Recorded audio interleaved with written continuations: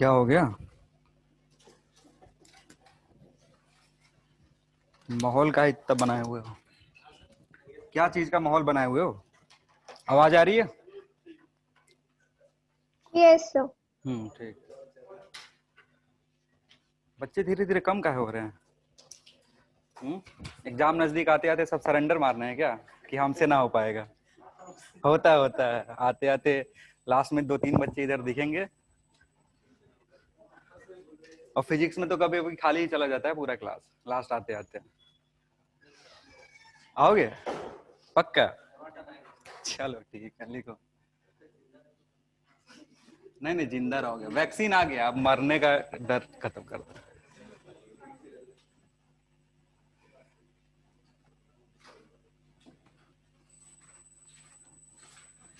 डरो नहीं, अब कुछ नहीं होगा। मोदी जी वैक्सीन ला रहे हैं।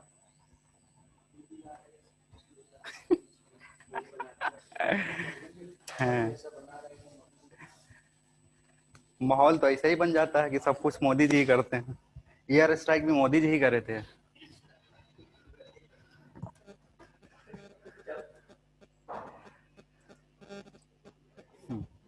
चलो देखो, तो रिफ्लेक्शन लाइट का पढ़े हो और रिफ्रैक्शन भी लाइट का पढ़े हो। सेम चीज सारे वेव्स के साथ होता है। सारे वेव जो होते हैं रिफ्रैक्ट करते हैं, रिफ्लेक्ट करते हैं। तो जो भी हम पढ़ रहे हैं अभी, ट्रांसवर्स वेव या फिर लॉन्गिट्यूडनल वेव, जिसमें वेव ऑन स्ट्रिंग और साउंड वेव पढ़ रहे हैं, अभी पढ़ेंगे साउंड वेव आगे भी, उसमें भी रिफ्लेक्शन और रिफ्रैक्शन का सिचुएशन देखेंगे। ठीक है, तो लिखना है इसमें when when a wave incident when a wave is incident when a wave is incident on the interface of two media on the interface of two media on the interface of two media, a part of it a part of it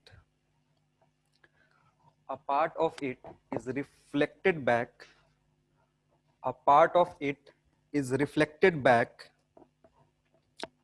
into same media into same medium is reflected back into same medium, whereas a part of it is reflected back into same medium, whereas the remaining part is partially absorbed whereas the remaining part is partially absorbed or partially transmitted partially absorbed or partially transmitted into the other medium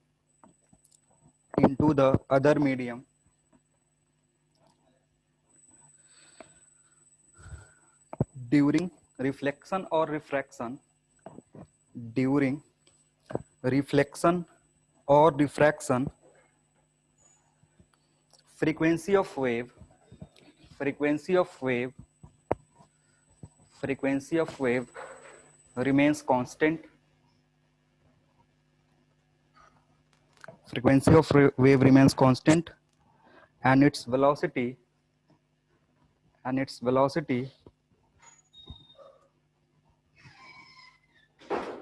velocity and wavelength and its velocity and wavelength change. Velocity and wavelength change. देखो यहाँ पे दो case बनता है, rare से denser medium में जा रहा है, ठीक है, और दूसरा डेंसर से रेयर मीडियम में जाएगा। ये दो पॉसिबिलिटी है कि ऐसा हो सकता है कि पहले वेव कहा था रेयर मीडियम में, फिर उसके बाद कहा जाएगा डेंसर मीडियम में, और एक सिनेरियो है पहले डेंसर में था, अभी कहा जाएगा रेयर मीडियम में। तो एक एक करके दोनों को डिस्कस करेंगे कि रेयर से अगर डेंसर जा रहा है तो क्या होगा।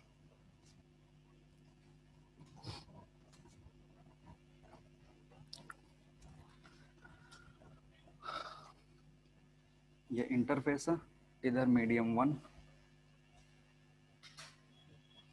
इधर मीडियम 2, ये डेंसर है।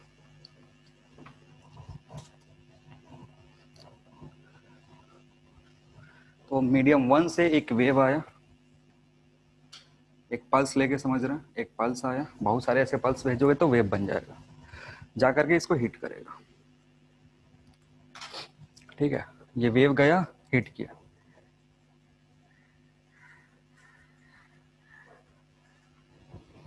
अब होगा क्या, हिट करने के बाद इसका कुछ पोर्शन वापस रिफ्लेक्ट बैक हो जाएगा,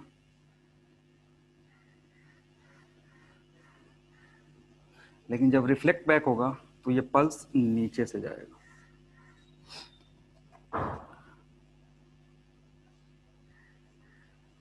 और जो ट्रांसमिट होगा या फिर जो रिफ्रैक्ट होगा वो कुछ इस तरीके से जाएगा।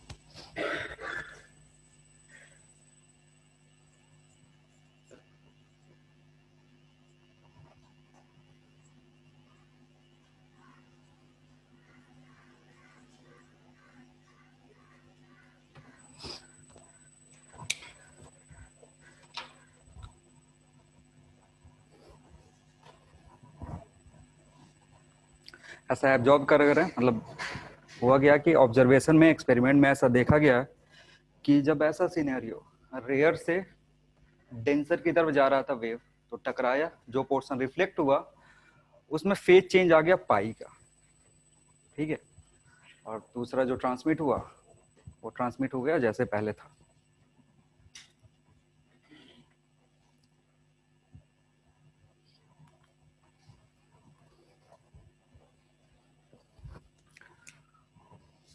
If y incident is equal to ai sin omega t minus kx, अगर इंसिडेंट वेव का इक्वेशन है ए आई साइन ओमेगा टी माइनस के एक्स, ये पॉजिटिव डायरेक्शन में जा रहा था, यहाँ माइनस आएगा, तो जो रिफ्लेक्टेड होगा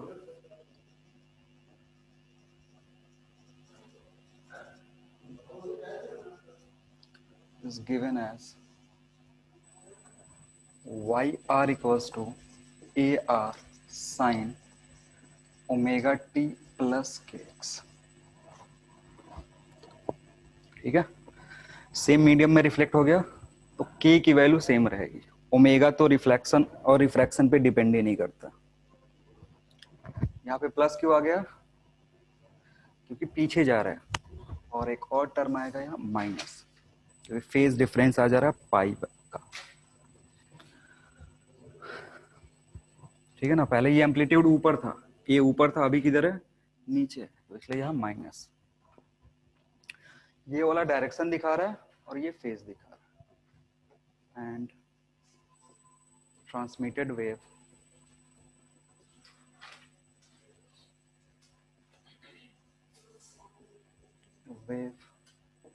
is given as yt equals to at sin omega t minus k1t।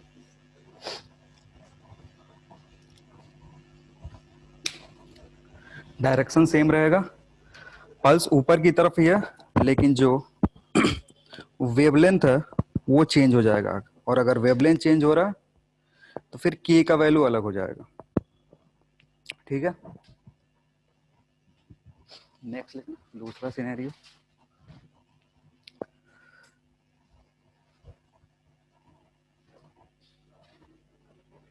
दूसरा सिनेरियो होगा denser to rarer.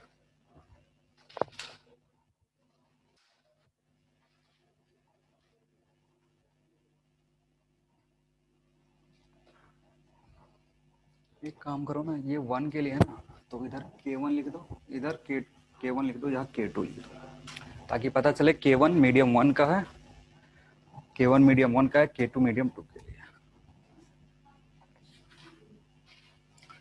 Denser to rarer, तो इस बार जो मीडियम 1 है वो डेंसर है।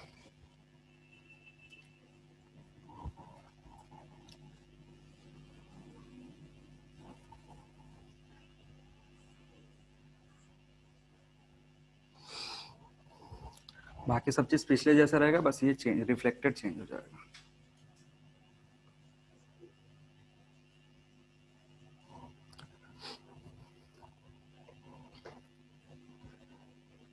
सब चीज एग्जैक्टली सेम रहेगा, बस यहाँ पे चेंज आएगा, यहाँ से माइनस हट जाएगा।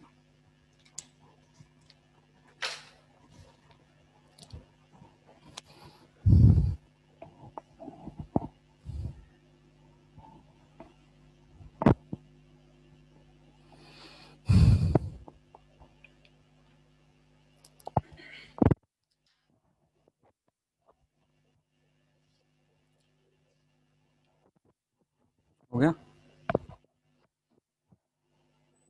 इक्वेशन लिख लो।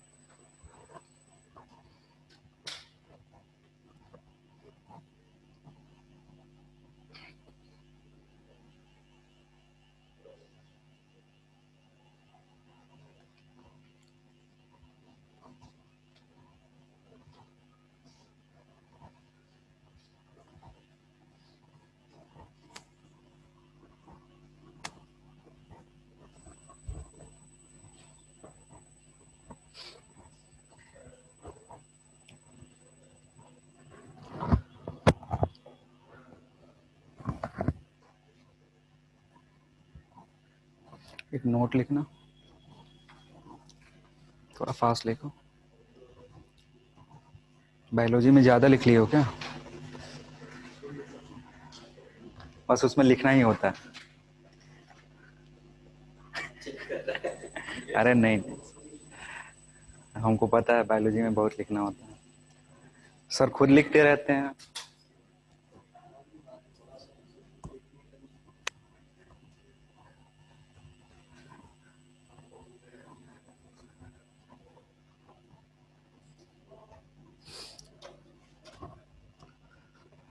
चलो नोट में जल्दी से लिख लो। when when a wave is reflected from when a wave is reflected from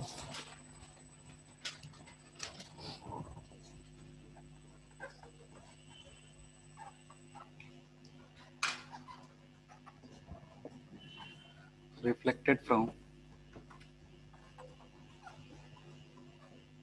a rarer denser interface,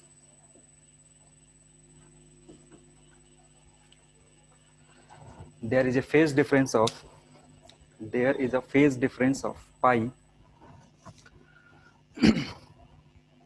there is a phase difference of pi between between incident and reflected wave, between incident and reflected wave।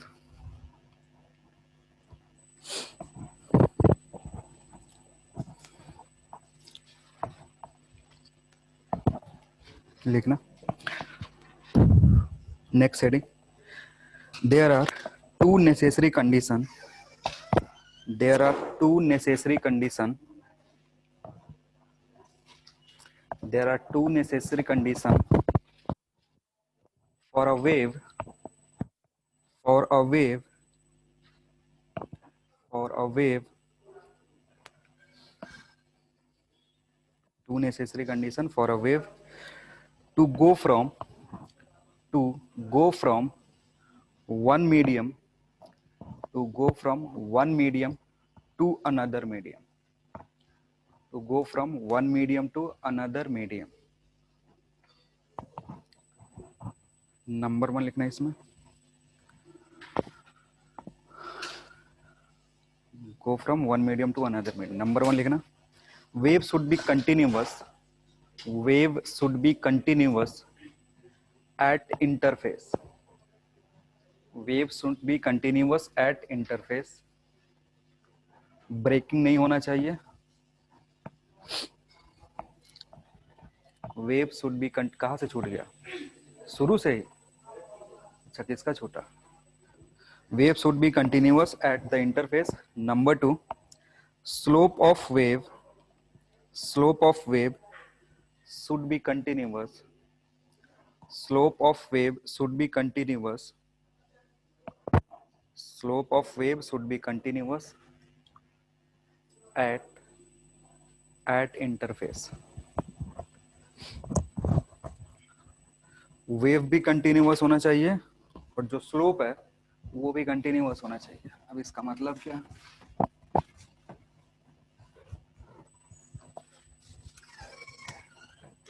ए के लिए that is y i plus y r is equal to y t, ये 1 के लिए। अगर wave को continuous होना है तो ये इक्वेशन फॉलो करना होगा, वाई आई जो होगा plus y r that must be equal to y T.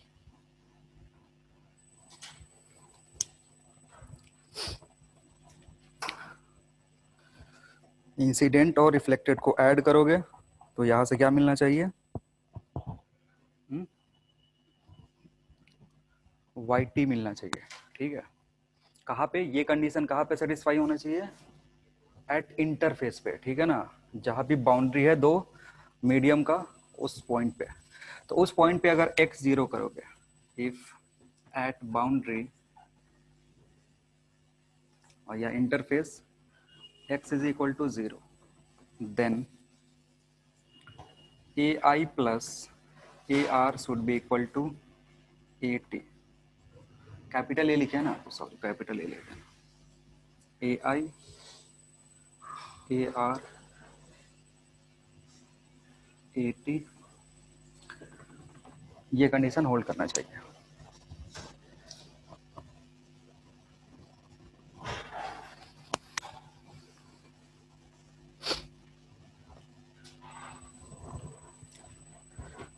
जैसे इस इक्वेशन में यहाँ 0 इधर 0 इधर 0 पुट करोगे तो क्या हो जाएगा, एम्पलीट्यूड बराबर होना चाहिए, ये वाला कंडीशन होल्ड करना चाहिए। नंबर टू के लिए, नंबर 2 क्या बोल रहा था, स्लोप बराबर होने चाहिए। ठीक है, स्लोप भी जो होना चाहिए वो कंटिन्यूअस होना चाहिए। तो बी बोल रहा that is d y i by d t plus d Y are by d t must be equal to d Y T by d t. ये दूसरा कंडीशन था। स्लोप कंटिन्यूअस होने का मतलब है इंसिडेंट और रिफ्लेक्टेड को ऐड करोगे तो ट्रांसमिटेड मिलना चाहिए। ठीक है,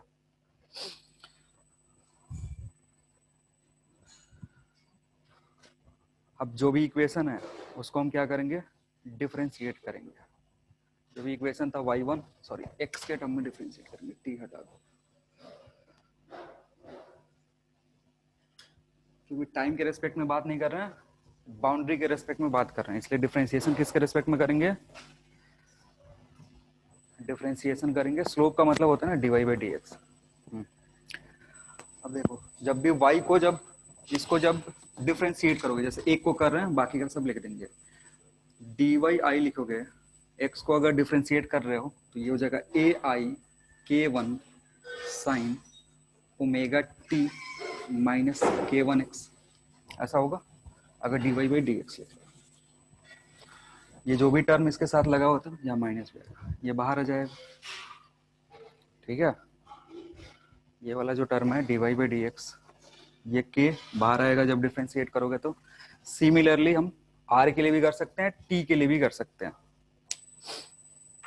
बाकी दोनों के लिए लिखो डी वाई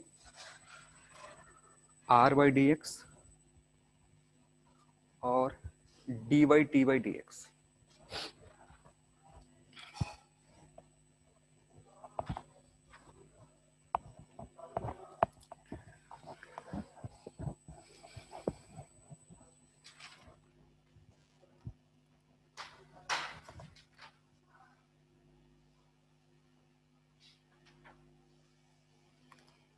आर के लिए प्लस होगा या माइनस होगा?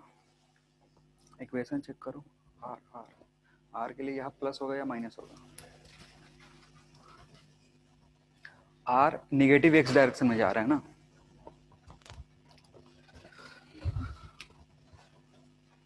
डी वाई आर जब लिखोगे d Y are by D x that will be a r k, medium कौन सा है? 1 ही है, ठीक है ना, sine omega t plus k one x,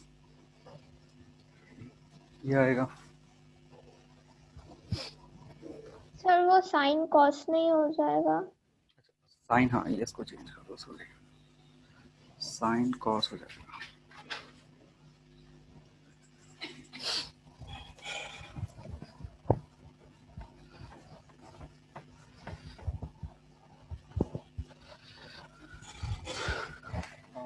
D by t by D x निकालोगे that will be 8 minus 80 k two और cos omega t minus k two x.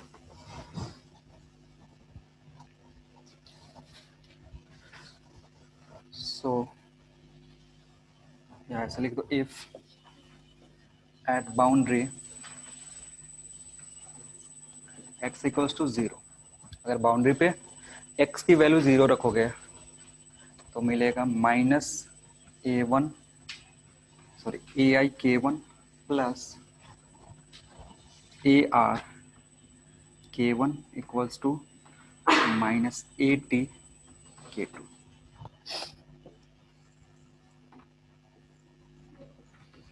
ये एक इक्वेशन आया और इसके पहले एक एम्पलीट्यूड वाला रिलेशन आया था, ठीक है।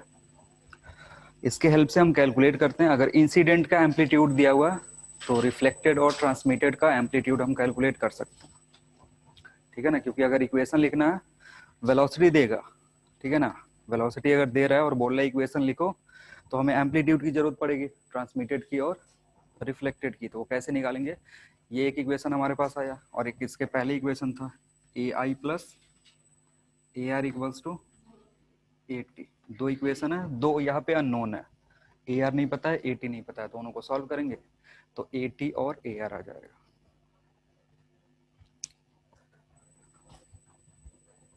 सिंप्लीफाई करो, देखो कितना आ रहा है, डायरेक्ट फार्मूला याद ही रखना। 80 का वैल्यू बताओ और ए आर का वैल्यू बताओ। 80 इक्वल्स टू व्हाट और A R equals to what, इन दोनों को सॉल्व करना।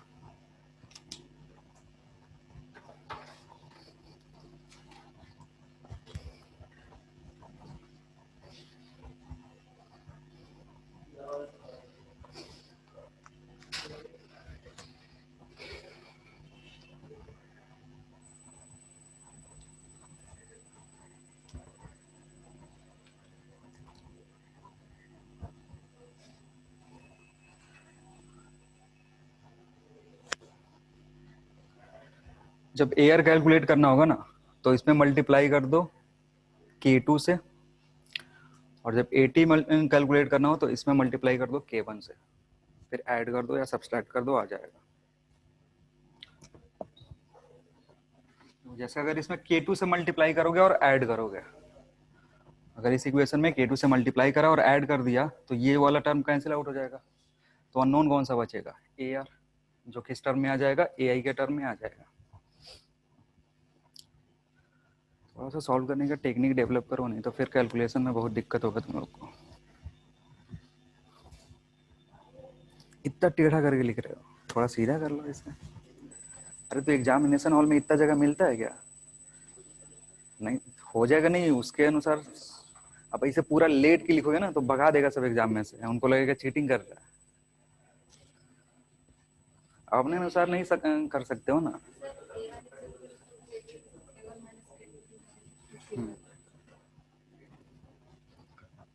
कितना आया? K1 minus K2 divided by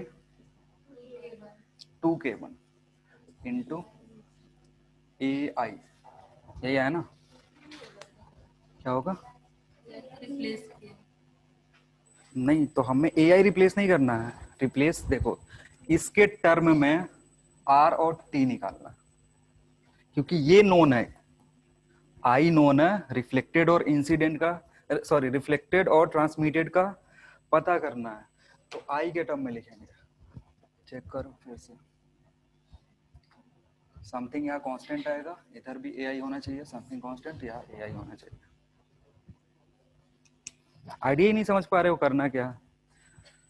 unknown के टर्म में अननोन कैसे निकाल सकते हो, ना तो ए टी पता है ना तो ए आर पता है।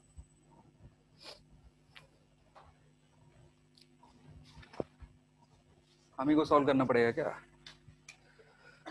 चलो जब इसको ऐड करोगे ना तो यहाँ बचेगा ए i k one plus A r k one, इधर है ए आई के टू प्लस ए आर के टू इज इक्वल टू 0।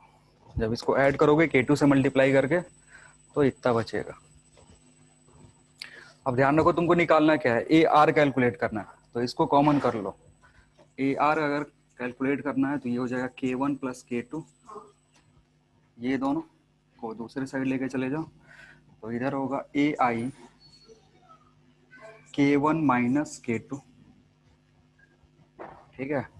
तो ए आर कितना हो जाएगा, A R will be A I into के one minus k two divided by के वन प्लस के टू।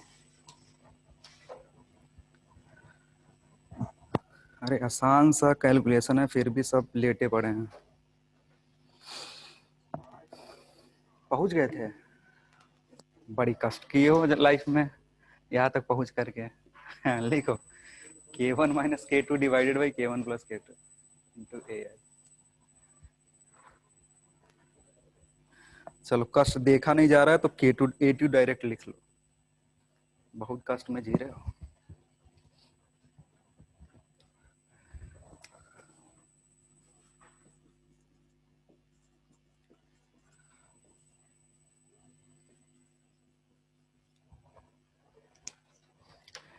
ए टी निकालोगे इतना आएगा।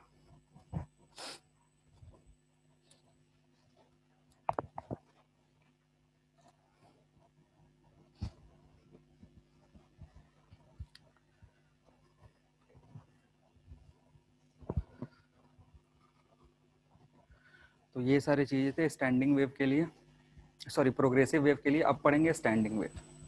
और स्टैंडिंग वेव कैसे क्यों बनता है, बताए थे कि जब दो वेव क्या करेगा, दो वेव सुपर इम्पोज करेगा, उसके लिए कंडीशन भी था। कैसे वेव सुपर इम्पोज करनी चाहिए, अपोजिट डायरेक्शन में आइडेंटिकल वेव अगर ट्रेवल कर रही है और सुपर इम्पोज करेगा तो उसके चलते क्या होगा, स्टैंडिंग वेव या फिर स्टेशनरी वेव बनेगा। अरे एप्लीकेशन था ना सुपरपोजिशन का, तीन चीज बोले थे कि बीट पढ़ेंगे, इंटरफेरेंस पढ़ेंगे, स्टैंडिंग वेव पढ़ेंगे। तो बीट पढ़ेंगे साउंड में, और इधर क्या अभी पढ़ेंगे, स्टैंडिंग वेव। तो स्टैंडिंग वेव पढ़ने के लिए इतना माहौल की जरूरत थी, इन सारी चीजों को उधर यूज करना होता है, तो रिफ्लेक्शन का जरूरत था, इसलिए बता दिया। नेक्स्ट हेडिंग है तुम्हारा स्टैंडिंग वेव। स्टैंडिंग या स्टेशनरी दोनों सेम चीज है।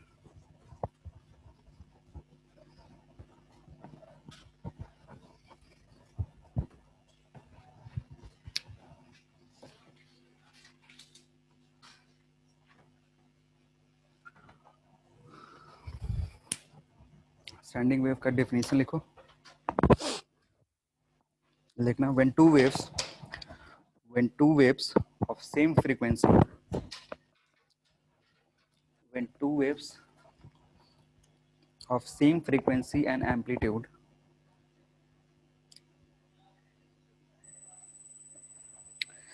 when two waves of same frequency and same amplitude, ये कंडीशन है,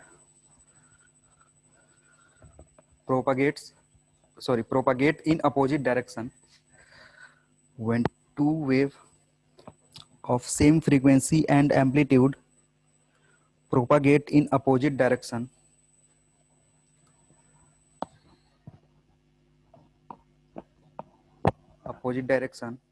superimpose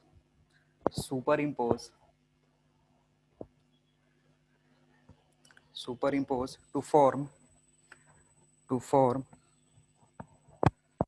form standing waves to form standing waves.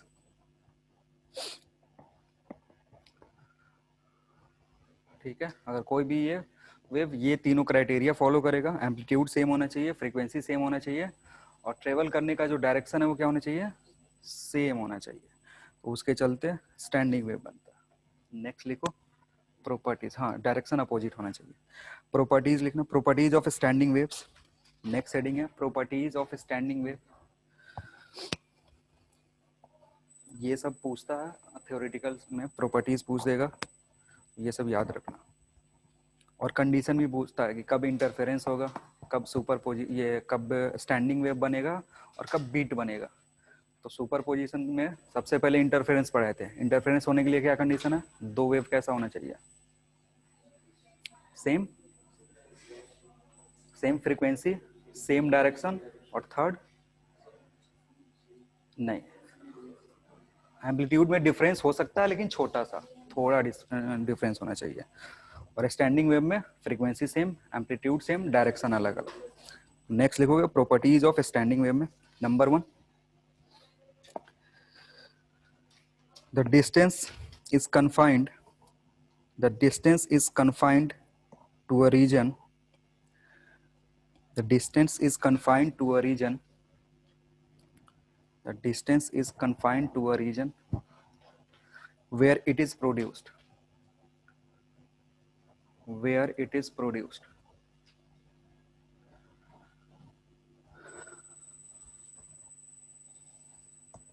ठीक है, ये एक पर्टिकुलर रीजन में कन्फाइंड होता है। जैसे वेव्स आए, इधर से वेव चल के आया और फिर इधर से वेव चल के आया, इस रीजन में क्या करा, सुपर इम्पोज हुआ, तो जो भी वेव की प्रॉपर्टी होगी ना, इतना डिस्टेंस में होगा, पर्टिकुलर रीजन में फिक्स होगा। ठीक है ना, और उसी में एनर्जी इसके बाहर नहीं जाएगा, इसी में एनर्जी का ट्रांसफर होगा, चेंज होगा, पार्टिकल टू पार्टिकल, रीजन से बाहर नहीं जाएगा, इसलिए उसको क्या बोलते हैं, स्टैंडिंग वेव बोलते हैं।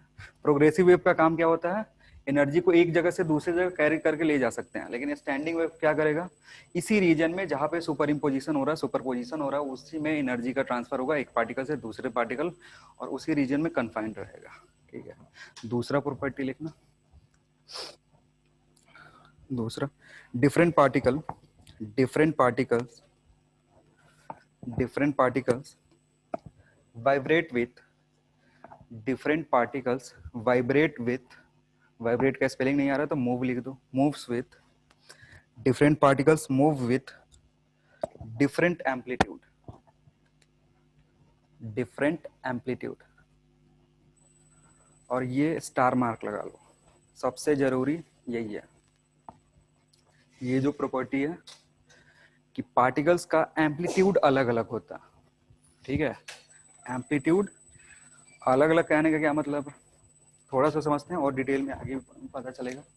पहले क्या हो रहा था ना, कि अगर वेव जनरेट हो रहा था, प्रोग्रेसिव वेव, जैसे मान लो स्ट्रिंग पे एक वेव जनरेट हो रहा है इस तरीके का, ये प्रोग्रेसिव वेव है, तो इस पे हर एक पार्टिकल को मौका मिलता है ए के बराबर डिस्प्लेस होने का।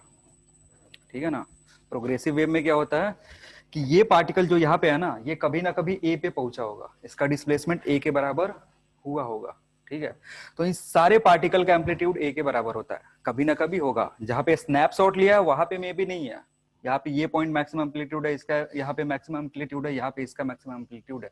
लेकिन अगर यहाँ का पार्टिकल ले रहे हो ना, तो ये पार्टिकल कभी ना कभी नीचे ए से जाएगा और ऊपर भी ए से जाएगा। तो प्रोग्रेसिव वेव में होता है हर एक पार्टिकल को मौका मिलता है ए से डिस्प्लेस होने का, बट स्टैंडिंग वेव में ऐसा नहीं होता। स्टैंडिंग वेव में क्या होगा, कुछ पार्टिकल का डिस्प्लेसमेंट ज्यादा होगा, कुछ पार्टिकल्स का होगा ही नहीं। ठीक है ना, तो जहां पे डिस्प्लेसमेंट मैक्सिमम होता है उसको एंटी नोड बोलते हैं, इधर ही आएगा टर्म एंटी नोड और नोड वाला।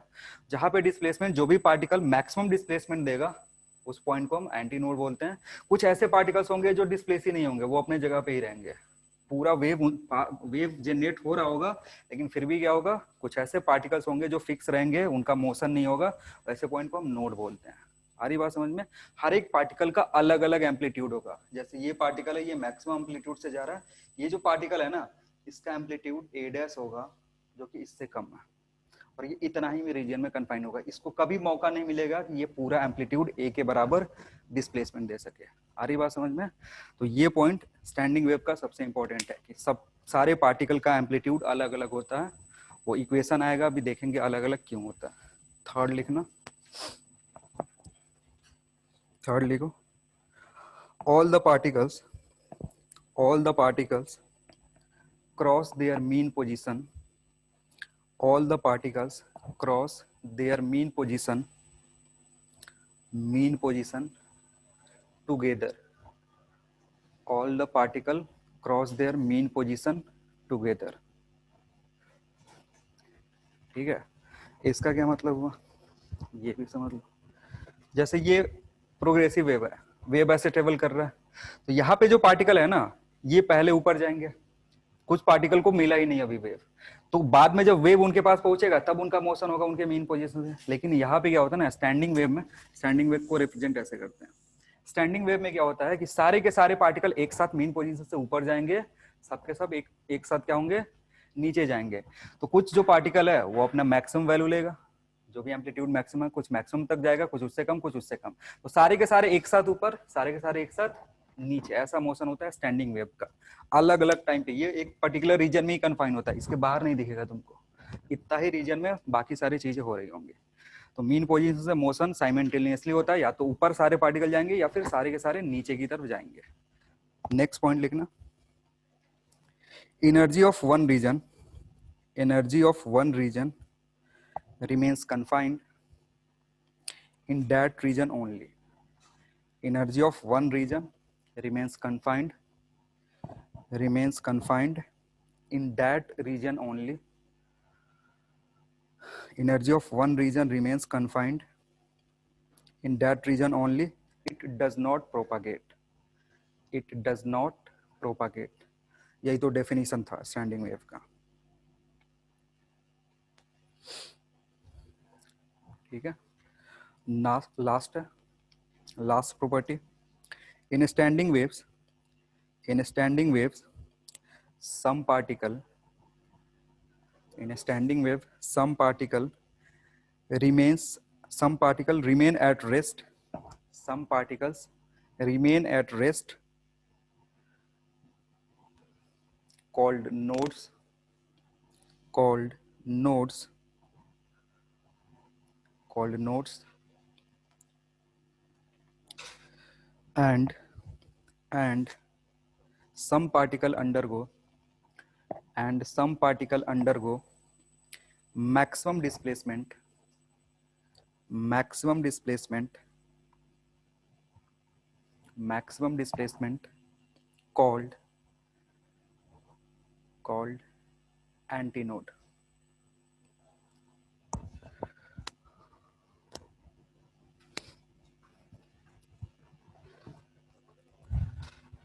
नेक्स्ट लिखना, type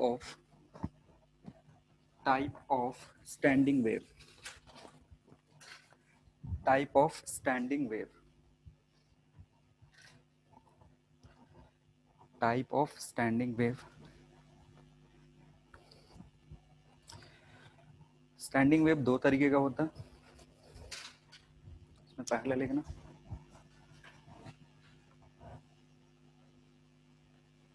reflection from rigid and,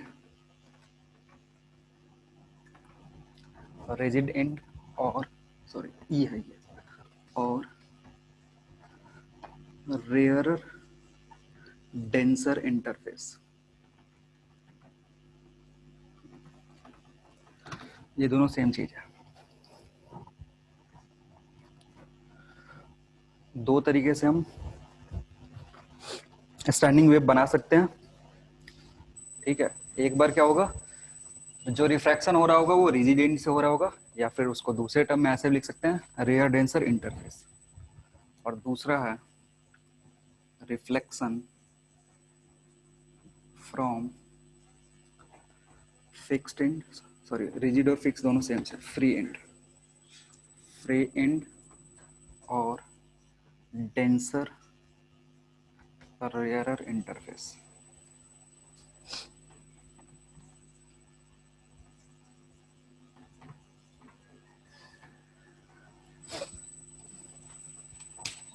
ठीक है।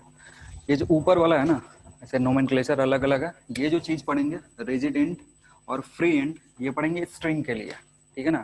क्योंकि स्ट्रिंग के लिए दो कंडीशन होता है कि एक एंड उसका क्या कर दे हम, रिजिड कर दे या फिर फिक्स कर दे, और दूसरा उसका एक और कंडीशन आता है कि जो एंड है वो क्या कर रखे, फ्री रखे।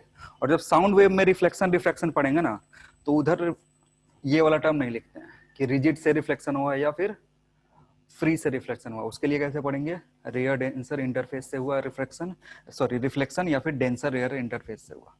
बाकी कंडीशन सेम ही रहेगा। उधर भी साउंड के केस में जब लॉन्गिट्यूडनल वेव पढ़ेंगे ना, तो वहां भी हम स्टैंडिंग वेव के बारे में पढ़ेंगे, ठीक है। और जिसके चलते एप्लीकेशन जो होता है स्टैंडिंग वेव का, वो ऑर्गन पाइप के थ्रू पढ़ते हैं।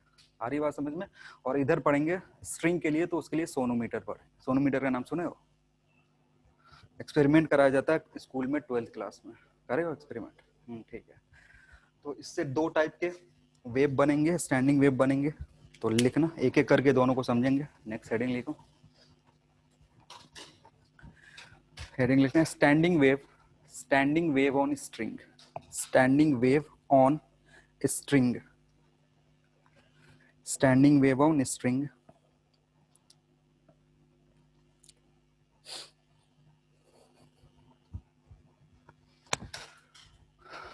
और इसमें नंबर 1 लिखेंगे, due to reflection from free and,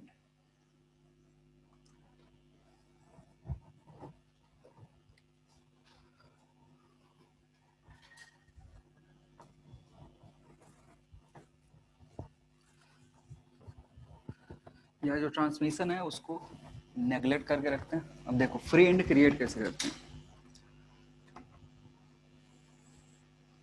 एक ये रॉड है, रॉड में एक रिंग डाले और उसमें एक धागा बांध दिया, ठीक है ना। और अगर इसको डिस्टर्ब करोगे तो यहाँ पे वेव जनरेट होगा। वेव जनरेट होगा ना, तो ये जो एंड है ना, ये फ्री है, ये मूव कर सकता है ऊपर नीचे।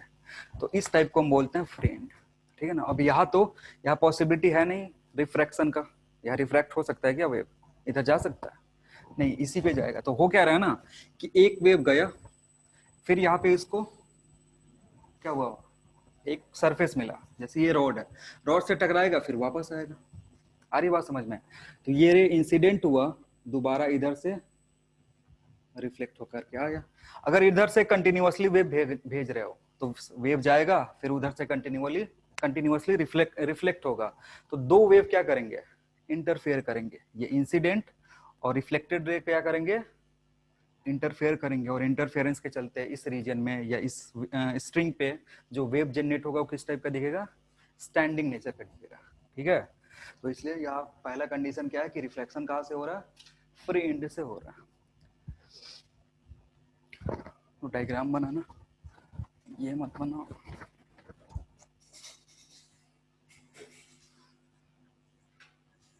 ये इंसिडेंट वेव है, जब रिफ्लेक्ट होकर के वापस आएगा तो कुछ इस तरीके का आएगा। अगेन एक पल्स दिखा रहे हैं, इसी को कंटिन्यूअस कर दोगे तो ये वेव बन जाएगा।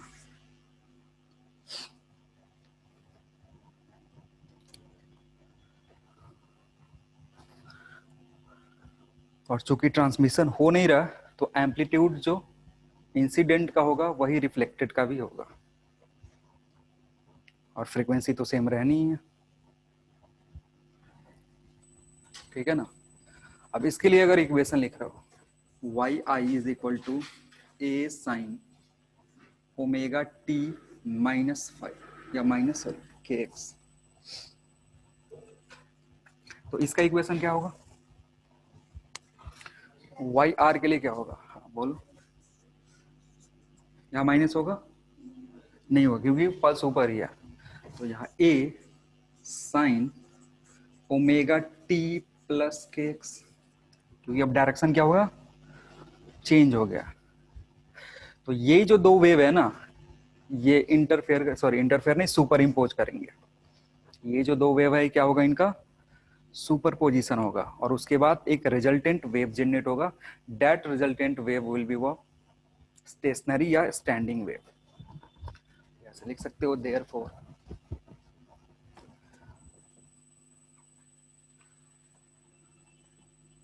resultant wave is given as y या कैपिटल Y लिख दूं, yi प्लस yr। सुपरपोजिशन यही करता है ना, अगर दो वेव होंगे दोनों को ऐड करेंगे, तीन वेव होते तो तीन को ऐड करते। अब ये जो दोनों इक्वेशन है इसको याद रखो और सिंप्लीफाई कर दो।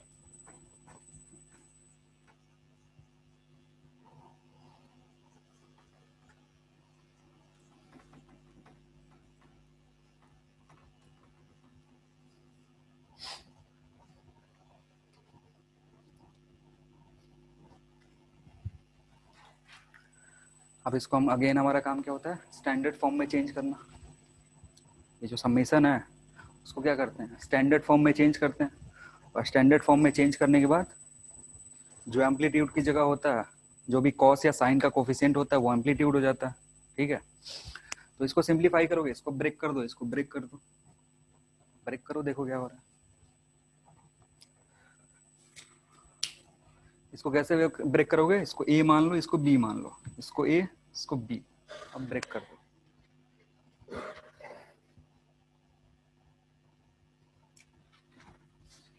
समथिंग आएगा 2a, इसके आगे वाला टर्म बताओ।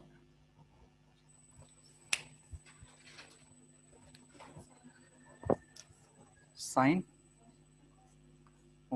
Omega t cos k x. इसको मैं थोड़ा सा अरेंज करके लिख रहा हूँ, cos k x sign omega T, ये है वाई। खुद से करके देखो, छाप मत लेना, सिंप्लीफाई करो।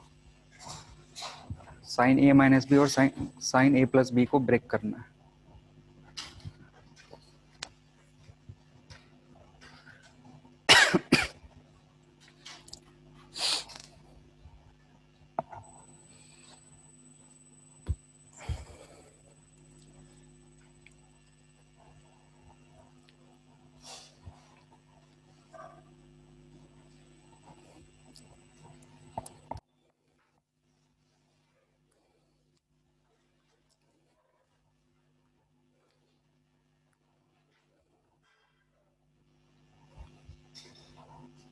क्या हो गया,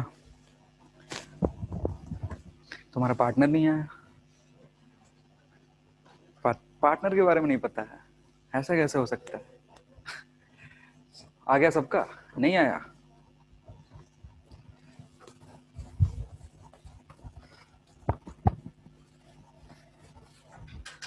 अरे इसको ऐसे लिख सकते हो, ए साइन ओमेगा टी, फिर कॉस के एक्स, यहाँ माइनस है तो minus cos omega t sign omega T, sorry cos sine k x. तो ये बस इसको ब्रेक करे तो इतना आया, ठीक है ना। इसका जस्ट अपोजिट बीच में ये प्लस आ जाएगा, तो यहाँ plus a sine omega t cos k x plus cos omega t sine k x. तो जब इसको ऐड करोगे ना तो ये टर्म क्या हो जाएगा, कैंसिल आउट हो जाएगा, और इधर बचेगा 2a कॉस के एक्स और साइन ओमेगा टी, जो इधर लिखा हुआ था। ठीक है, चलो समझते हैं। ये जो टर्म है ये टाइम का फंक्शन है, ठीक है ना, टाइम चेंज होगा, और ये किसका फंक्शन है, एक्स का। अब यहाँ एक चीज देखना, यहाँ पे इस पूरे टर्म को एम्पलीट्यूड बोलते हैं। जो पूरा टर्म है ना, समझो क्या हो रहा है कि रीजन है ना वो कन्फाइन हो गया, ये रीजन कन्फाइन हो गया, इस रीजन में क्या बन रहा है, स्टैंडिंग वेव बन रहा है। ठीक है, तो अगर इधर से एक्स मेजर कर रहे हो तो ये जो पार्टिकल है ना एक्चुअली में ये कर क्या रहा है, एसएचएम करेगा।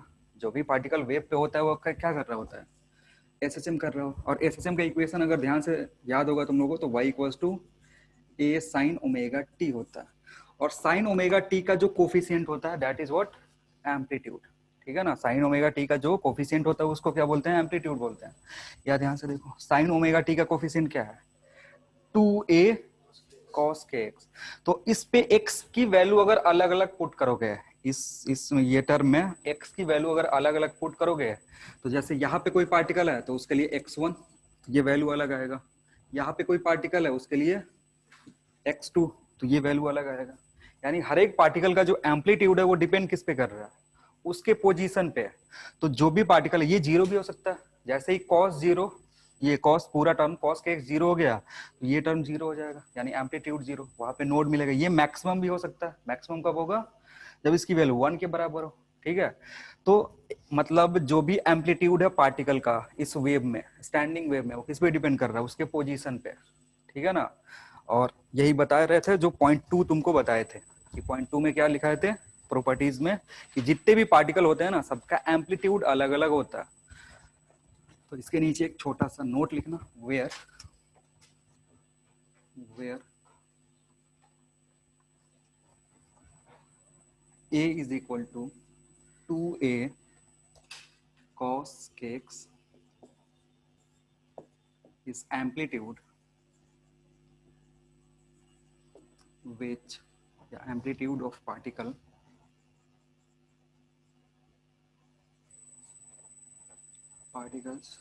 which depends on their position।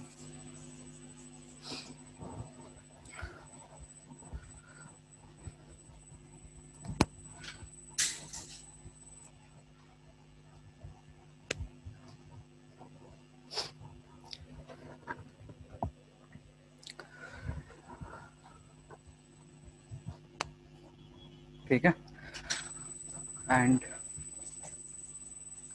a max is equal to 2a plus minus 2a, ऊपर भी जा सकता है 2a से और नीचे भी जा सकता है 2a से। a मिनिमम जो होगा that will be 0।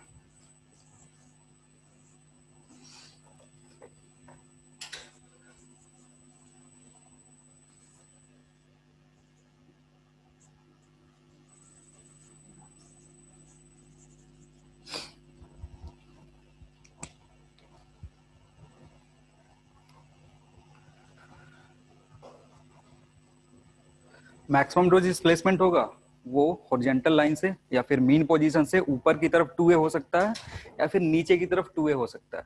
और जो मिनिमम डिस्प्लेसमेंट होगा वो कितना होगा, 0, हॉरिजॉन्टल लाइन से मूव ही नहीं करे, वहीं पे रहे, ठीक है।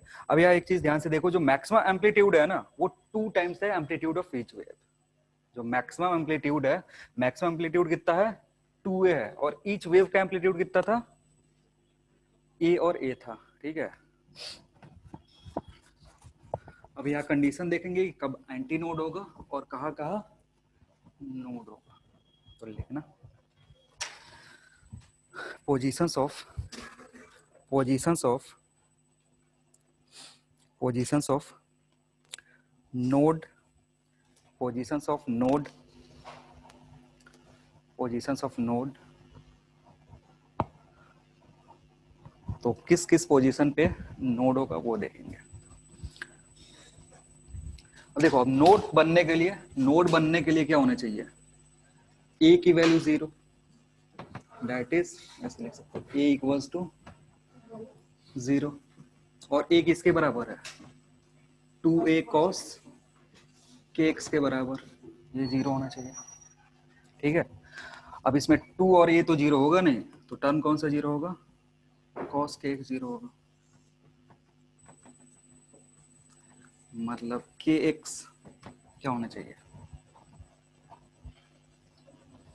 cos kx क्या होना चाहिए, 90, और बस 90 के टर्म में, अरे 90 फिर π/2 ऐड करोगे फिर मिलेगा, फिर π/2 ऐड करोगे फिर मिलेगा। तो इसमें लिख लो kx इज इक्वल टू π/2 और 3π/2 या 5π/2। 0 कहाँ कहाँ मिल रहा है एक बार देख लो,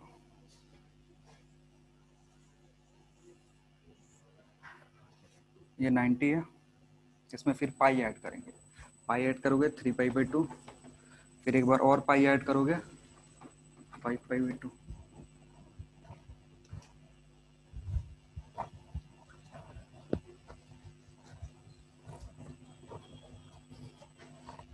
मतलब x जो होना चाहिए, या फिर यहाँ से एक और चीज लिखेंगे थोड़ा सा, k को हम क्या लिखते हैं, वेवलेंथ के टर्म में लिख सकते हैं ना, 2 पाई/λ into x, this will be equals to पाई/2, 3 पाई/2, 5 पाई/2। अभी इसको जनरलाइज कर देंगे, जो जो कैंसिल आउट होने वाला टर्म है उसको कैंसिल आउट कर दो।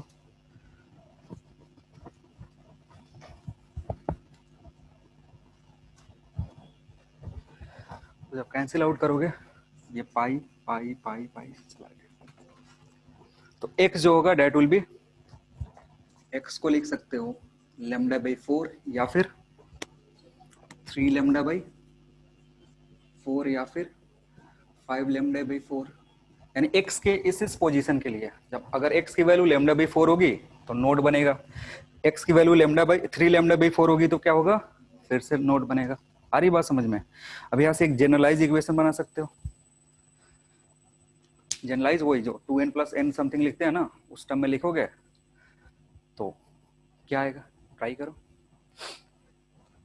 इसको ऐसे लिख सकते हो, x = 2n + 1 λ/4,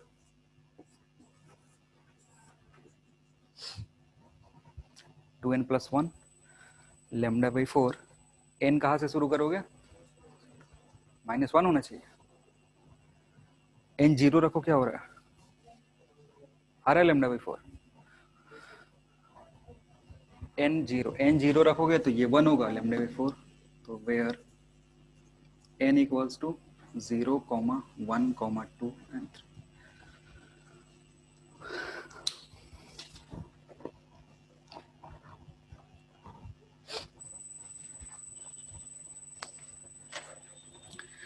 तो जब जब x इसको सेटिस्फाई करेगा वहां वहां पे क्या बन रहा होगा, नोड बन रहा होगा। ठीक, सिमिलरली एंटी नोड के लिए करो। नेक्स्ट लिखोगे positions of anti node. Positions of anti node,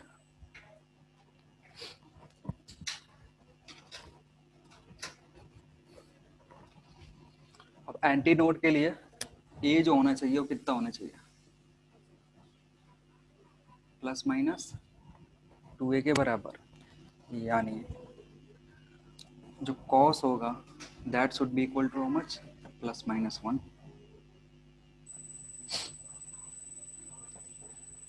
cos k x किसके बराबर होगा, ±1 के बराबर। ठीक है, और ±1 कॉस कब होता है,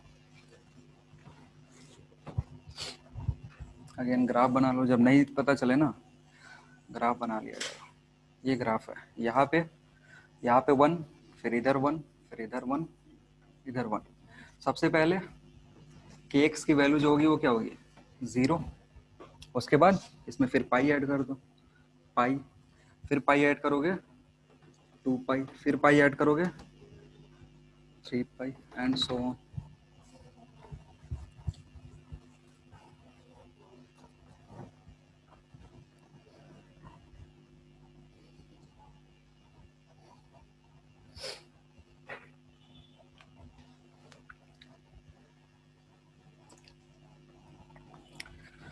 और के को अगेन क्या लिख सकते हो, 2 पाई/λ × x, 0 पाई, 2 पाई, 3 पाई। सो x जो होगा, x कितना आएगा, 0, फिर λ/2 होगा ना, कॉमा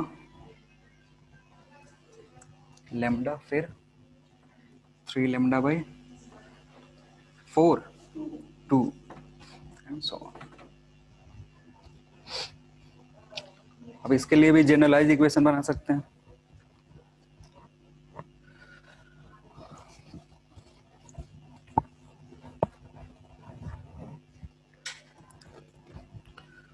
जनरलाइज इक्वेशन ऐसे बनाएंगे ना कि जो टर्म बाहर निकले वो λ/4 निकले। ठीक है ना। जनरलाइज वैसे याद रखते हैं कि जो बाहर जो कांस्टेंट टर्म आ रहा है वो किसके बराबर हो, लेमडा बाई 4 के। थोड़ा सा इसमें चेंज करेंगे, इसको ऐसे लिख सकते हो 2 लेमडा बाई 4 लिख सकते हो। ये जो टर्म है ना इसको ऐसे लिख सकते हो। सिमिलरली इसको क्या लिखोगे, सॉरी कॉमा 4 लेमडा बाई 4, और इसको क्या लिख सकते हो 6 लेमडा बाई 4। ठीक है ना। तो जब यहाँ से जनरलाइज टर्म निकालोगे ना तो generalise term will be 2n lambda by 4, और n कहाँ से शुरू होगा, where n equals to 0 1 2 and so. ऐसे याद रखने में थोड़ा सा आसानी होता है।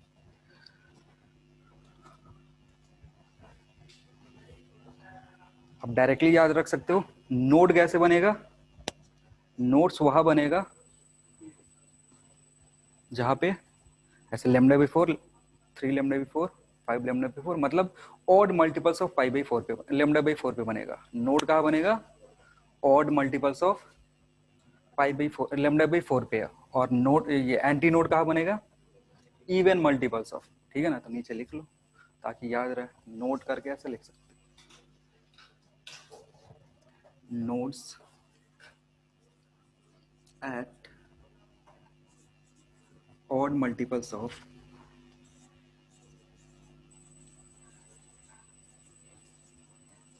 Lambda by 4। ठीक है। और एंटी नोड कहाँ बनेगा, at even multiples lambda by 4। तो वो जो पूरा डेरिवेशन वेरिएशन करके हम सिंप्लीफाई करें ना, उसका मेन चीज मेन मतलब बस इतना ही से। सवाल इधर से ही पूछता है।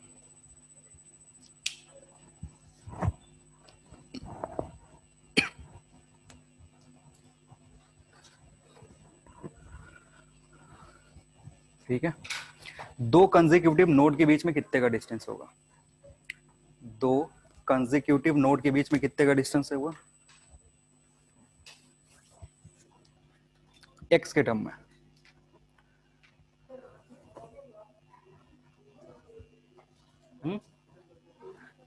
पहले ध्यान से समझ लो क्या क्या बोल रहा हूं। दो कंसेक्यूटिव नोड्स के बीच में जो एक्स की वैल्यू होगी वो कितनी होगी। अरे कैसे, देखो कैसे करना। जो भी नोड है, नोड कहाँ कहाँ बन रहा है, लेमडा बाई 4 पे और 3 लेमडा बाई 4 पे। फिर तो कंजिक्यूटिव कैसे निकालेंगे, कंजिक्यूटिव के बीच में डिस्टेंस कैसा होगा, इसका डिफरेंस निकाल लो या फिर इसका डिफरेंस निकाल लो। तो दो कंजिक्यूटिव नोड के बीच में कितने का डिस्टेंस है, ये दोनों का डिफरेंस बता देगा कितना आएगा, लेमडा बाई 2। तो लिख लो, पॉइंट वाइज करके लिख लो, नोट में ही पॉइंट वाइज करके लिख लो।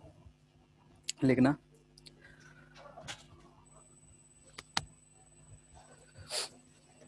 Distance between distance between distance between two consecutive nodes, distance between two consecutive nodes और two consecutive antinodes, distance between two consecutive nodes और two consecutive antinodes is lambda by 2, is lambda by 2। दोनों के लिए same होता है, या तो anti node के बीच का डिस्टेंस देखो, दो एंटी नोड के कंसेक्यूटिव एंटी नोड देख लो, या फिर दो नोड के लिए देख लो, जो डिस्टेंस होगा उनके बीच में कितने का होगा, लेमडा बाई 2 के बराबर होगा। दूसरा चीज सुनो क्या पूछ रहा हूं, distance between successive node and anti node कितना होगा, distance between successive node and anti node, and बोलो कितना, लिख लो ऐसे लिखना है, distance between distance between consecutive node and antinode, distance between consecutive node and antinode and antinode is lambda by 4, is lambda by 4. ठीक है, इसी में एक और पॉइंट लिखना, an antinode is always formed at an antinode is always formed at free end. An antinode is always formed at free end.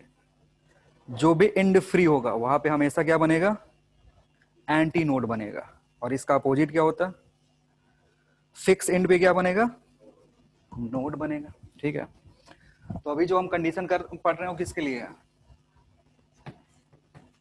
जो भी condition पढ़ रहे हो तो किसके लिए है, फ्री एंड का है ना. तो ये रस्सी था तुम्हारा, स्ट्रिंग था, और ये एंड फ्री. इधर से डिस्टरबेंस दे रहे हो तो ये भी फ्री होना चाहिए. ठीक है ना, अगर इधर से डिस्टरबेंस दोगे, फिक्स कर दोगे, तो फिर डिस्टरबेंस आगे कैसे ट्रेवल होगा. तो इधर भी फ्री है और इधर भी क्या है, फ्री है. तो फ्री एंड का तो पता चल गया कि फ्री एंड पे हमेशा क्या बनेगा, एंटी नोड ही बनेगा. तो यहाँ पे अगर वेव बनाने का पॉसिबिलिटी देख रहे हो तो ऐसे कुछ हो सकता है, इस तरीके का. ठीक है, दो एंटी नोड और एक नोड, या फिर कुछ इस तरीके का हो सकता है.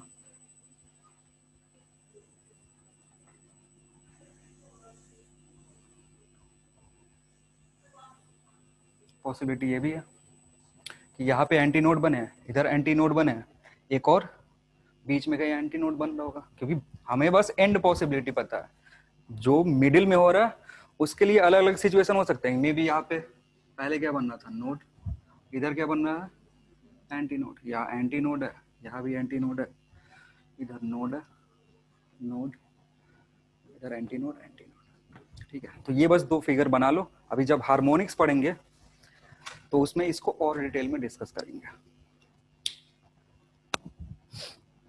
फर्स्ट हार्मोनिक, सेकंड हार्मोनिक, ये सब नाम सुने हो, नहीं सुने हो, नाम ही सुने हो बस, कोई ना.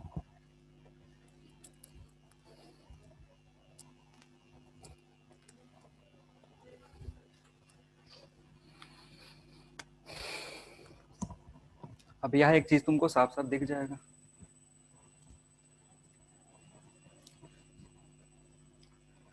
कि जो नोड है, दो नोड है, उनके बीच का डिस्टेंस कितना होगा. दो नोड के बीच का डिस्टेंस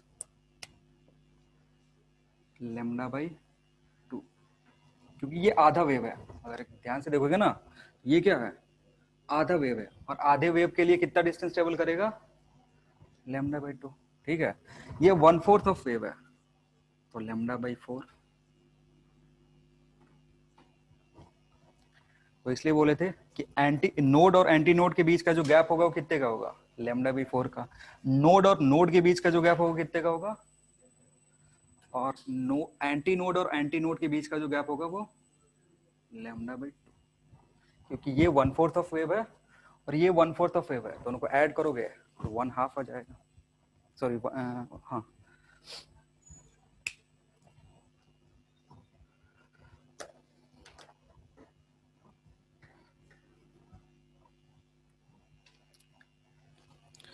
अब यही जो कंडीशन है, इसी पे जो भी म्यूजिकल डिवाइस है जिस पे स्ट्रिंग लगा रहता है, जैसे गिटार हो गया या फिर सितार, वो सब इसी पे काम करते हैं.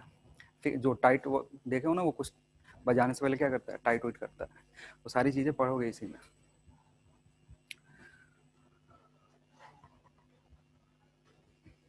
तो अभी एक कंडीशन खत्म हो गया, अब दूसरा कंडीशन आएगा. दूसरा कंडीशन क्या है, टाइम कितना हुआ, चलो तो अभी यही रखने दो थोड़ा सा. हाँ, वो कल वाला एक क्वेश्चन था ना जिसमें बड़े तुम लोग परेशान लग रहे थे, कौन सा एक सवाल था, रूफ वाला, गेल वाला. खोजे हो गेल क्या होता है, नहीं ढूंढे हो. वो क्रिस गेल का छोटा भाई. गेल होता है स्ट्रॉन्ग विंड, विंड होता है, ब्लो क्या करवा सकते हो, फूक मार के ब्लो करवाओ या तूफान ला के ब्लो करवाओ. हवा ही है तो इस पे फोर्स लगेगा, फोर्स जीरो नहीं होगा. और एक और सवाल था, वो जो बताया था वो सॉल्व कर लिए. जो रॉड डूबा था 2 लिक्विड में, सिलेंडर वाला 2 लिक्विड में, वो उससे सॉल्व करोगे शायद कहीं आ जाएगा। पूरा डुबा करके रखना तो भी कंडीशन देगा। और एक और सिचुएशन क्या था, ये शेप ऑफ मेनिस्कस वाला देखे, शेप ऑफ मेनिस्कस। सर अरे वो तो प्लेन ही होगा ना सर। शेप ऑफ प्लेन पे बड़े कंफ्यूज लग रहे हो यार, इंटरनेट पे कहीं नहीं देखे हो क्या? इंटरनेट पे देखे हो तभी तो दिक्कत है। देखो इंटरनेट पे ना बहुत सारे ऑप्शंस हैं, तो कुछ लोग कुछ बोलते हैं, अब जिनके मन में जो आता है वो बोल देते हैं, अब सही किसको मानोगे? यह है इंटरनेट पे कंफ्यूजिंग है। अब वहां पे डिस्कशन तो चल नहीं सकता है जैसे फेसबुक पे चलता है। अगर फेसबुक पे ऐसे इसका सॉल्यूशन आता तो पक्का कमेंट्स में मैसेज वैसेज आते, गाली वाली भी आता, जिसका गलत होता उसका। लेकिन अब तो फेसबुक पे ये डिस्कशन चल नहीं रहा है, लोग अपना अपना दे रहे हैं। देखो इसमें हो क्या रहा है ना, एंगल जीरो है, angle zero, contact angle zero है। सबसे पहले सोचना होता है कॉन्टेक्ट एंगल बनता किससे है? कॉन्टेक्ट एंगल किससे बनता है? लिक्विड सरफेस पे जो टेंजेंट डालोगे ना, वो वॉल से जो एंगल बना था उसको क्या बोलते हैं? अब सोचो कि ये एक पाइप है, अगर लिक्विड ऐसा होगा, एक पॉसिबिलिटी है। दूसरा, लिक्विड ऐसे हो सकता है, ये एक पॉसिबिलिटी है। तीसरा, ऐसा हो सकता है। इन तीनों को छोड़ के और कोई पॉसिबिलिटी है? ठीक है, या तो सरफेस प्लेन हो सकता है, या तो सरफेस कनकेव हो सकता है, या फिर कन्वेक्स हो सकता है। तो ये कंडीशन और ये कंडीशन कब कब होगा? व्हेन, नहीं, ये सरफेस टेंशन से रिलेट करते हैं, ठीक है ना। तो ये तब होता है व्हेन जो भी तुम्हारा सरफेस टेंशन, ये एडहेशन जो है और जो कोहेशन है उसका रिलेशन से बताएंगे। अब देखो यहाँ इस कंडीशन के लिए ना एडहेशन ज्यादा है या कम है? सोचो यहाँ पे क्या है, एडहेशन ज्यादा है, ठीक है ना। इस कंडीशन की क्या होता है, इसमें एडहेशन ज्यादा होता है, adhesion is greater than cohesion. तो जहां भी एडहेशन कोहेशन से ज्यादा होगा ये सिचुएशन बनेगा। और इसका एक एग्जांपल होता है ग्लास और वाटर, ठीक है। यहाँ पे नीचे इधर वाटर है, यहाँ पे क्या हो रहा है, यहाँ पे कोहेजन जो है that is greater than what, adhesion. और इसके लिए एक एग्जांपल है, परफेक्ट एग्जांपल, ग्लास और मरकरी।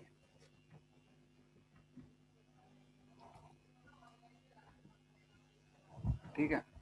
अब देखो एंगल कैसे मेजर करते हैं, एंगल हमेशा टेंजेंट डालते हैं, जिस पॉइंट पे कांटेक्ट हो रहा है उस पॉइंट पे, पॉइंट कांटेक्ट का है ये है, इस पॉइंट पे टेंजेंट डालोगे तो यहाँ का टेंजेंट इस तरीके का, और इस पॉइंट पे कांटेक्ट हो रहा है तो यहाँ पे टेंजेंट इस तरीके का। एंगल कैसे मेजर करते हैं, लिक्विड के अंदर घुस के, जब भी कांटेक्ट एंगल मेजर करेंगे कैसे करेंगे, लिक्विड के अंदर डूब जाते हैं फिर मेजर करते हैं। तो अगर लिक्विड के अंदर डूब गए तो क्या मिलेगा, ये थीटा।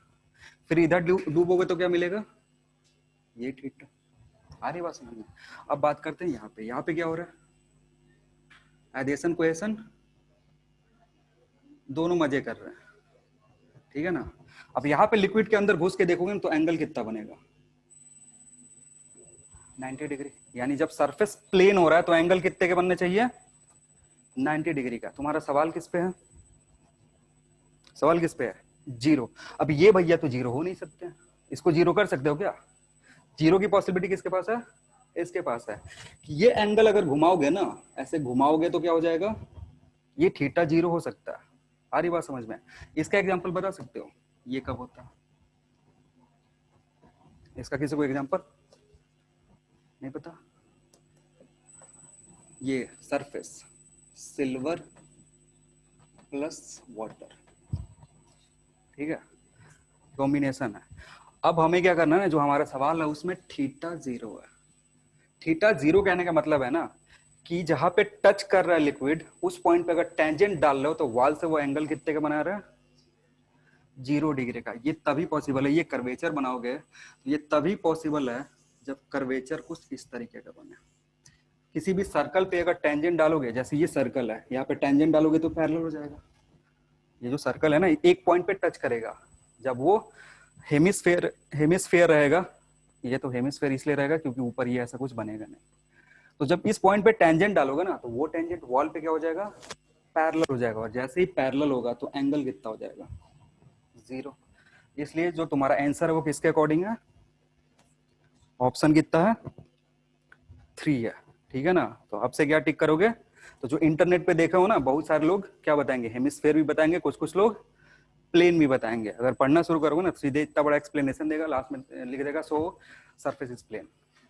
एक्सप्लेनेशन समझ में आया नहीं, ऐसे नीचे सीधे लिख दिया सरफेस इज प्लेन, ऊपर जो ऑप्शन है टिक कर निकल लो।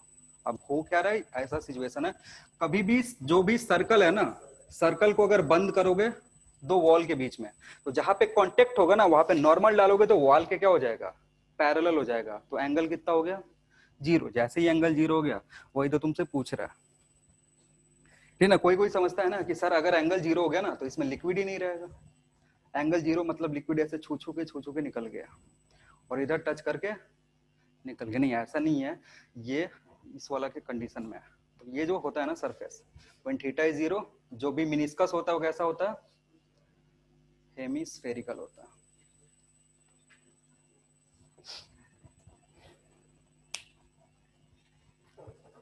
ड्रॉ कर लो। इसका एग्जांपल बता सकते हो, कोई एग्जांपल है कि एंगल 0 कब होता है। ग्लास को बहुत साफ सुथरा कर दो, फिर उसमें पानी रख दो, clean glass plus water. Glass को क्लीन कैसे करोगे, कॉलिन लगा करके, तो उसके वाटर से जो एंगल बनेगा वो 0 का बनेगा, कांटेक्ट एंगल जो होगा वो 0 का होगा। अब जो 0 कह रहे थे वो भी खुश हो गए, और जो हेमिस्फेरिकल वाले थे वो भी खुश हो गए। ठीक है।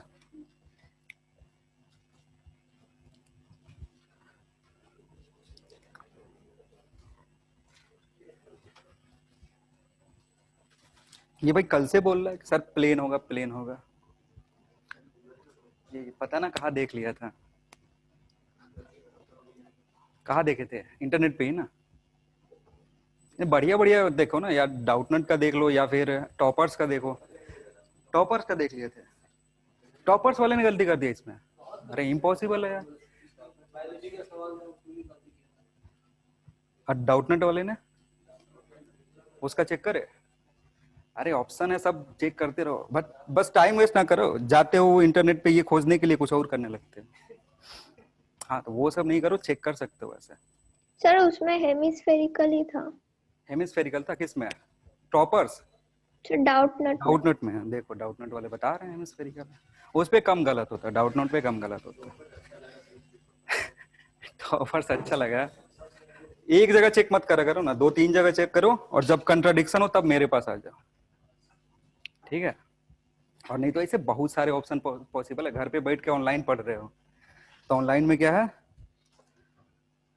टीचर तो एकदम धाकड़ धाकड़ है ही। एक हमारे वाल्टर लुइन चाचा है, जानते हो वाल्टर लुइन को, नहीं जानते हो, अरे जानना चाहिए। वाल्टर लुइन को नहीं जानते हो, जैसे तुम लोग बायोलॉजी वाले हो ना, मतलब बायोलॉजी वाले फिजिक्स बस ऐसे ही पढ़ते हैं क्योंकि सिलेबस में है। अरे वो पेंडुलम एक्सपेरिमेंट जो करता है ना, जो बोलता है फिजिक्स पे मुझे विश्वास है, मरने नहीं देगा, वही वाला, वही वाल्टर लुइन है। बूढ़ा हो गया बेचारा, जस्ट ही प्रॉब्लम नंबर 101 एक्सप्लेन करा था उसने। अरे समझ में आता है यार, उसका समझ में आता है। अरे अब MIT का मास्टर है यार, वो था MIT का मास्टर, तो उसी के लेवल का पढ़ाएगा ना, लेकिन वो जो भी फिजिक्स पढ़ाता है वो एक्सपेरिमेंटली पढ़ाता है। हाँ, सामने दिखा देगा कि हाँ ये सच में हो रहा है। जैसे हमारी तरफ है ना, हम किताब में पढ़ रहे हैं, फिर आगे तुमको एक्सप्लेन कर रहे हैं कि इमेजिन कर लो ऐसा होता होगा, वो इमेजिन नहीं करवाता है, क्या करेगा, करके दिखा देगा। जैसे मैं बोलूंगा कि जब मैं खड़ा है तो क्या हो रहा है, हाइट छोटा सा, थोड़ा सा कम हो गया, लेटेंगे तो हाइट थोड़ा सा बढ़ जाएगा, वो मेजर करके दिखा देगा। वो ऐसे इमेजिनेशन वाला नहीं है कि जीते रहो इमेजिनेशन में। बहुत सारे वीडियोज हैं उसके यूट्यूब पे। हाँ एसी वर्मा, अरे भाई तो एसी वर्मा इंडियन लोगों का काम क्या है, बाहर से चेप लेना। इंडियन मूवीज भी वैसा ही करती हैं, बहुत सारे लोग करते हैं। नहीं बुराई नहीं कर रहे हैं, बढ़िया चीज है, अच्छी चीज है, कॉपी करना चाहिए। बहुत सारे टीचर करते हैं, NV सर करते हैं। हाँ एनवी सर भी वैसे करे हुए हैं। ये जो कोटा फैक्ट्री है उसमें जो टीचर है उसने खुद करा हुआ है थोड़ा सा सीन। जी तो भैया, चलो टाइम हो गया, फिर मिलेंगे कल के क्लास में। Thank you everyone. Thank you sir.